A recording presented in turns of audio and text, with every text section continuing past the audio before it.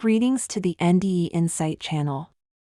In today's episode, our narrator will recount a captivating near-death experience guided by a spiritual being to a distant planet adorned with pyramids. Before delving into the story, let's take a moment to offer a prayer for those facing challenges, pains, sorrows, grief, and setbacks in life. May God's comforting light illuminate your path, and may your hope be realized in accordance with His will. Amen. Hi, my name is Tony. A few years ago, I went through what I consider a near-death experience that I believe is worth sharing. Let me start by saying, I understand if anyone says they don't believe me. 10 years ago, I wouldn't have believed myself. That being said, you can already tell my experience goes beyond your typical near-death encounter. It was at the end of 2019 when I started feeling unwell. Of course, at that time, everyone was wearing masks, attributing all symptoms to COVID. Hospitals openly declared they were full, and I never liked going to the doctor. So, in my ultimate wisdom, I decided to stay home and self-treat. I took every over-the-counter medication I thought would work and even tried some home remedies, some of which were sworn by older members of my family to speed up my recovery. It seemed like everyone became a doctor in 2019. Or at least they thought they did. After about a week of continuous deterioration, I finally broke down and went to the emergency room. I waited a long time to be called in, and to my surprise, after such a lengthy wait, the place was actually quite empty behind me. Anyway, I underwent testing, and the results were negative, but a chest X-ray revealed severe pneumonia. I was admitted to the hospital and put on a respirator. Most of the next few days while lying down were a blur as they kept me sedated most of the time. It was the best sleep I've ever had. I remember waking up thinking it was nighttime, but I wasn't sure. A nurse walked in, started changing my IV bag before giving me another anesthesia shot.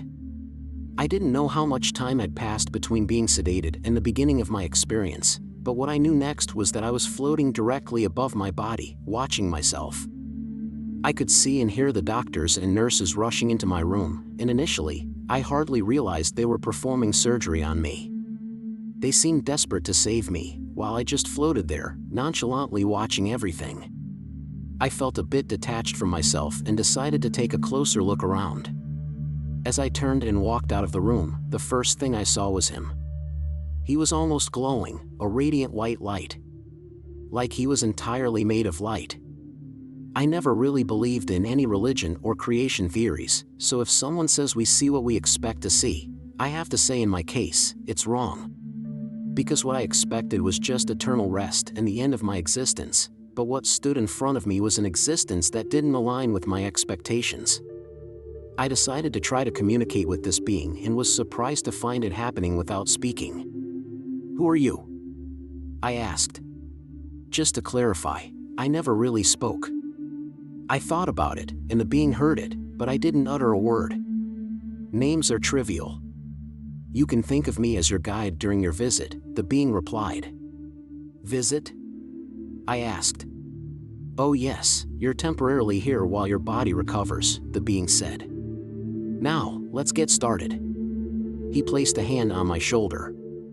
We began to traverse through the ceiling, reaching the second floor, but we didn't stop.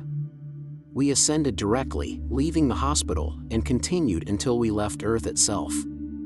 Standing in space with this being felt strange but fascinating at the same time. I asked if we could visit the moon, and he said, "Certainly." We started drifting towards the moon at a very high speed. It didn't really feel scary, but definitely not a speed I'd want to try while inside my body. I don't remember feeling any fear throughout the entire time I spent outside my body. Perhaps fear didn't exist on the other side. We gently landed on the moon, and I realized I could see far, clearly observing the beautifully rugged mountains protruding from the barren lunar surface. The only downside to walking on the moon or being in space was that I didn't experience weightlessness. Since I was already floating above the Earth the moment I left my body, it seemed to lack that extra sensation. "You said you're my spirit guide. What else can you do?" I asked. "I can answer some questions, but there are reasonable limits. I can't tell you your future or the future of any Terran. I can show you this galaxy and a few others, as well as multiple dimensions. But there are places I can't take you, like heaven, hell, or paradise, because you're just a visitor, unless accompanied by one greater than me. This sparked my curiosity in multiple ways, so I unleashed a series of questions. Who would be considered one greater than you? Are there other life forms in these other galaxies and dimensions? Is God real?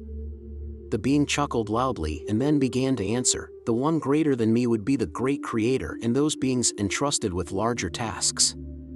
For example, I cannot heal the bodies of your earthlings, they can. I cannot show you future events, they can. I cannot open the gates of heaven, they can. As for galaxies and dimensions, their numbers are infinite. You can never comprehend the true magnitude of existence because, for some strange reason, your species has deemed itself the smartest and most advanced, when in fact, you are far from it. Is there life in other galaxies and dimensions? I asked. Yes, life has thrived throughout the universe for countless years before the birth of your race. Is God real? I asked. The great creator is real, known by many on your world as God, among other names. Your species seems to be the only one that harms each other over that designation, which often saddens or angers him. He has commanded your race to love one another multiple times, yet most still refuse to follow.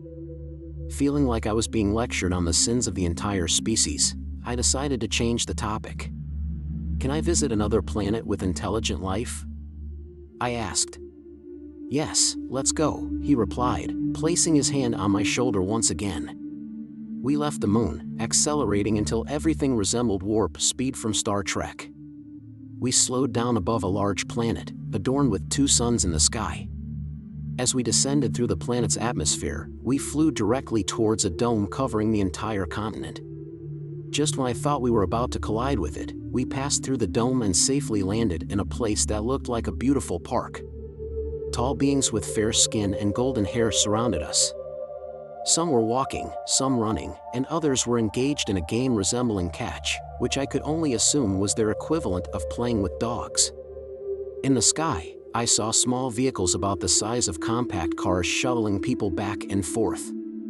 The architecture was astonishing. I had never seen the building styles these people possessed. Almost every building was made of colored glass or crystal, seemingly changing colors every few minutes, and had complex angles defying gravity that I believe would be impossible to construct on Earth. I wanted to talk to some of the people, but my guide informed me they couldn't see me. When I asked why, he said it was a safety mechanism to prevent knowledge contamination between species. I wasn't sure if I understood that at the time, but for some reason, the Creator didn't want us to communicate. Looking at my guide, I asked, are there other planets like this? Oh yes, many. As I mentioned before, more than you can count. I'll show you another, and then we must return you to your body. The next planet we stopped at felt like being transported back several thousand years. The first thing I noticed was a large river, along which I saw pyramids. Are we in Egypt? I asked. The guide chuckled again and said, no, we're not on your planet. In fact, the age of these pyramids predates those on your planet. They have the same designers and builders. If species contamination isn't allowed, how does it exist? I asked. It's not always the rule. In fact, many different species were once allowed to visit your planet and even colonize in certain areas. You could call it an experiment. However, the colonizing species started cross-contaminating in terms of breeding, and the great creator made them return to their origins. He has always considered your race's proudest achievement, but also his biggest mistake. He is patient, but there are limits. He has cleansed those on your planet he deemed not worth the patience once, and he may do it again. As I contemplated what to ask next, my guide placed his hand on my shoulder, and we set off again. The next thing I knew, I found myself back on the hospital bed, gasping for air. The doctors and nurses reconnected my respirator, and the doctor said, "Welcome back. I thought we lost you." After that, I quickly fell asleep again, so I guess they gave me another sedative. The next morning when I woke up, they had removed my respirator.